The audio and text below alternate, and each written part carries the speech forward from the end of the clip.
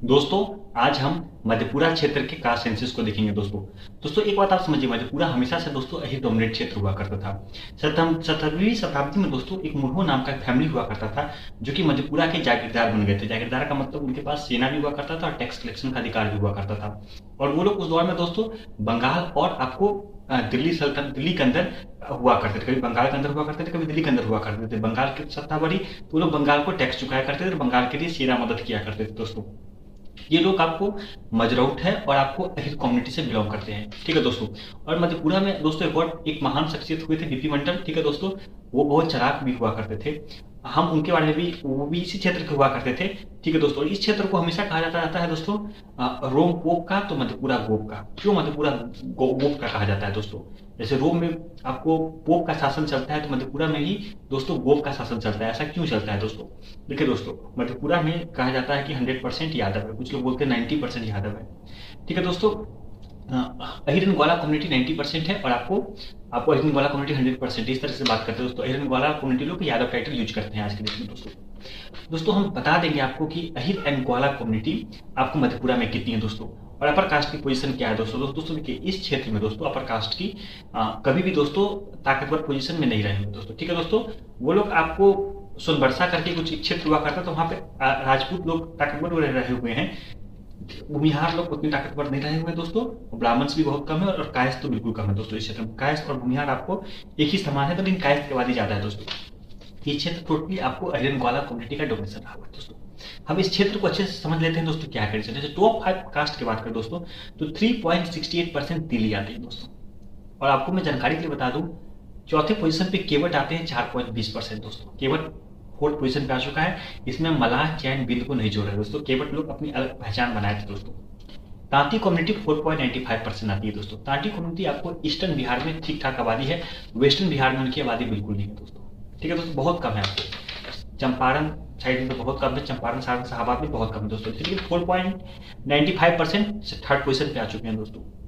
और दोस्तों second position पे कम्युनिटी आती है मुसहर 9.7%। मुसहर 9.7% कैसे हो सकता है दोस्तों? लेकिन है, हकीकत है। क्योंकि हम समझते थे कि मुसहर आपको साउथ इंडिया के, मतलब साउथ बिहार की जाती है, लेकिन आपको जो मधेपुरा जो नॉर्थ बिहार का क्षेत्र है, वहां पे भी उनकी आबादी अच्छी खासी है दोस्तों। आप नक्शा देखिएगा तो आपको जो ये जो क्षेत्र पड़ता है संताल परगना, ठीक है दोस्तों, वो आपको लगेगा कि आपको बांका के नीचे खत्म हो जाता, नहीं दोस्तों, वो आपको भागलपुर और आपको कटिहार तक पहुंच जाता है वो क्षेत्र। ठीक है दोस्तों, इस क्षेत्र में भी मुसहर 9.7% है, उनकी पोजीशन सेकंड पोजीशन पे दोस्तों। धानु अता पता नहीं है टॉप 5 में दोस्तों, और आपको कोई अपर कास्ट की अता पता नहीं है टॉप 5 में दोस्तों। टॉप 4 हमने बता दिया। जो पहली कम्युनिटी जो सबसे ताकतवर है, जिसकी आबादी सबसे अधिक है दोस्तों, उस कम्युनिटी का नाम है अहिर एंड ग्वाला। कितनी आबादी है दोस्तों? 10% नहीं, 20% नहीं, 30% नहीं, 36.40%। अहिरन ग्वाला यहाँ पे आबादी इनकी 36.40% है दोस्तों। और मधेपुरा किन क्षेत्रों को मिला के बना हुआ है? मधेपुरा बना हुआ है आपको मुरलीगंज, मधेपुरा, कुमारखंड, सिंहेश्वर, शंकरपुर, गमरिया, गैलगढ़, और आपको ये जो मधेपुरा में क्षेत्र में पड़ते हैं। ठीक है दोस्तों, दो क्षेत्र आपको सौर बाजार और आपको पत्थर घाट, ये दे दिया गया आपको सहरसा के क्षेत्रों को दोस्तों। इन क्षेत्रों में दोस्तों 36.40% अहिरन ग्वाला कम्युनिटी का लोग हैं, 36.40%। काफी अच्छी आबादी है दोस्तों। मधेपुरा वाला हाल पूरे बिहार में नहीं है दोस्तों। और मधेपुरा वाला जो आबादी आप देख रहे हैं ना, वो आपको पूरे बिहार, आप कोसी क्षेत्र में दोस्तों, सुपौल में उस तरह का कंडीशन नहीं है। उस तरह का कंडीशन आपको प्रतापगंज में नहीं है, बंगाल और किशनगढ़ में नहीं है दोस्तों। ठीक है दोस्तों, लेकिन इस क्षेत्र में है दोस्तों 36.40% अहिरन ग्वाला कम्युनिटी के लोग दोस्तों।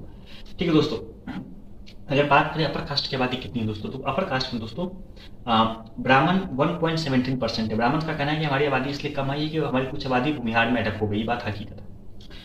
राजपूत 2.3% है, अच्छी खासी आबादी है दोस्तों। टॉप 5 में कोई दलित कास्ट नहीं है, इस बात को आप नोट करिए दोस्तों। ना दुसाद आए, ना चमार कम्युनिटी के लोग आए, ना आपको कोई पासी आए, कोई नहीं आए टॉप 5 में दोस्तों। ठीक है दोस्तों, यहाँ पे एक बैठा करके कास्ट है, उनकी भी अच्छी खासी आबादी, लेकिन वो टॉप 5 में नहीं आते दोस्तों। ठीक है दोस्तों, आपको बात करते मतलब एक कम्युनिटी में भूल रहा हूँ नाम उनका, जो आपको एक दलित हुआ करते थे, जो कि राम मंदिर में, राम मंदिर का जब स्टार्ट हुआ था आपको राम मूवमेंट में, उन्होंने मंदिर में पहला ईंट वही डाले थे। कोई दलित थे, एक कम्युनिटी होती है जो कि बहुत कम आबादी में है, वो मधेपुरा के क्षेत्र में पाई जाती है दोस्तों। दोस्तों अगर बात करें भूमिहार की आबादी 0.38% और इसमें भी ब्राह्मण एडेड है। ब्राह्मण भूमिहार यहाँ पे बेहद कम है दोस्तों। और कायस्थ की आबादी 0.67% है दोस्तों। कायस्थ आबादी भूमिहार से ज्यादा है दोस्तों। जो 0.38% भूमिहार है वो आपको सोच सकते हैं आपको लगभग आपको हिरनगोला के बाद भूमिहार से लगभग आपको 100 गुना ज़्यादा है। 0.38% भूमिहार, 1% भी भूमिहार नहीं है। भूमिहार इस क्षेत्र में है ही नहीं दोस्तों, और भूमिहार का इस क्षेत्र में उतना इतिहास भी नहीं रहा होगा, वो लोग बहुत छोटे से पोजीशन पे रहे हुए। अपर कास्ट की आबादी महज 4.40% और अहिरनगोला की आबादी दोस्तों इस क्षेत्र में 36.40% है। मतलब अहिरनगोला की आबादी इस क्षेत्र में प्रकाश से 9 गुना से भी ज्यादा है, 9 गुना के करीब है मतलब। और मुस्लिम की आबादी 6.65% है। मतलब टॉप पे आपको अहिरनगोला है, सेकंड पे मुस्लिम्स है और थर्ड पे अपर कास्ट है।